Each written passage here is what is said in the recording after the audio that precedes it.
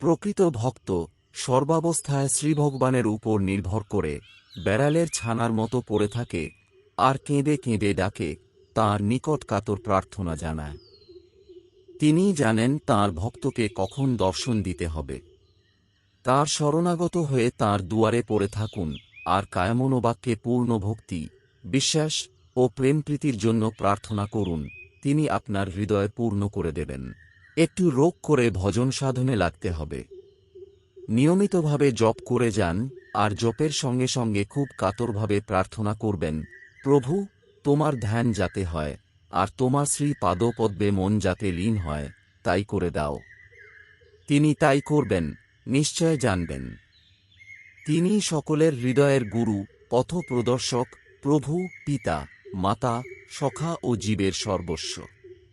সংসারে যাদের আমার আমার বলে লোক কাঁদছে, তারা সবই দুদিনের। চিরসাথী একমাত্র তিনিই। একমনে খুব নাম জপ করে যান, দেখবেন ক্রমে আপনা হতেই ধ্যান হবে।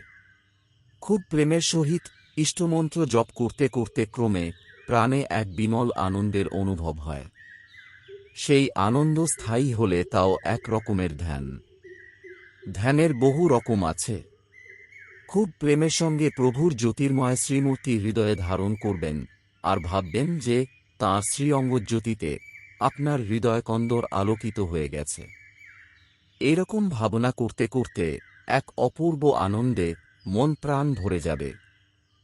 ক্রমে ক্রমে মূর্তিরও লয় হয়ে গিয়ে কেবল চৈতন্যময় এক প্রকার আনন্দ অনুভূত হবে, এও এক প্রকারের ধ্যান।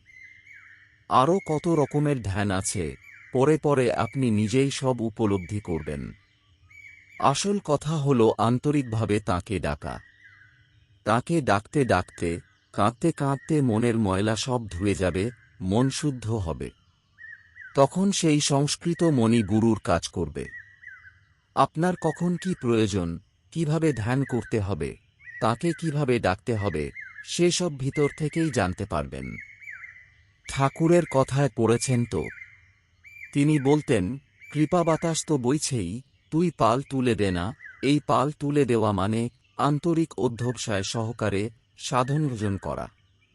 তিনি সদাই কৃপা করবার জন্য বসে আছেন, যেমন মা অবোধ শিশুকে কোলে তুলে নেবার জন্য হাত বাড়িয়ে থাকেন, তেমনি।